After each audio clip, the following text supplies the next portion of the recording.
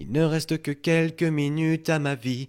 Tout au plus quelques heures, je sens que je faiblis. Mon frère est mort hier au milieu du désert. Je suis maintenant le dernier humain de la terre.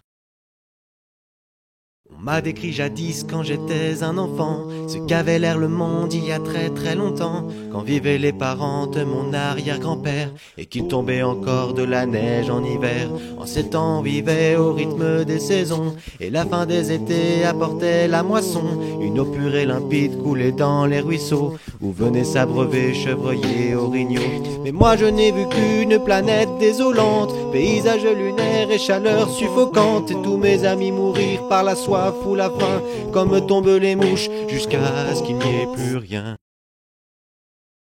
Plus rien. Plus rien. Oh, il ne reste que quelques minutes à ma vie. Tout au plus quelques heures, je sens que je faiblis. Mon frère est mort hier au milieu du désert. Je suis maintenant le dernier humain de la terre. Y'a quelqu'un ? Tout ça a commencé il y a plusieurs années, alors que mes ancêtres étaient omnubilés par des bouts de papier que l'on appelait argent, qui rendaient certains hommes vraiment riches et puissants.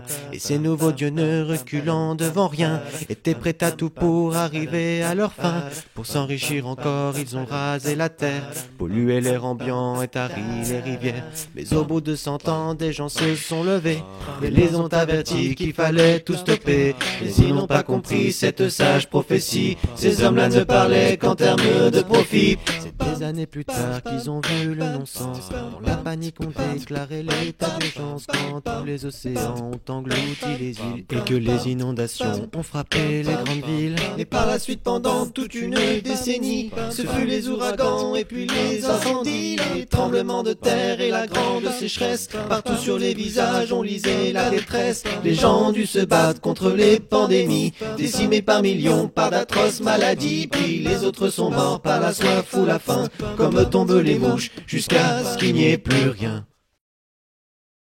Plus rien. Plus rien. Rien.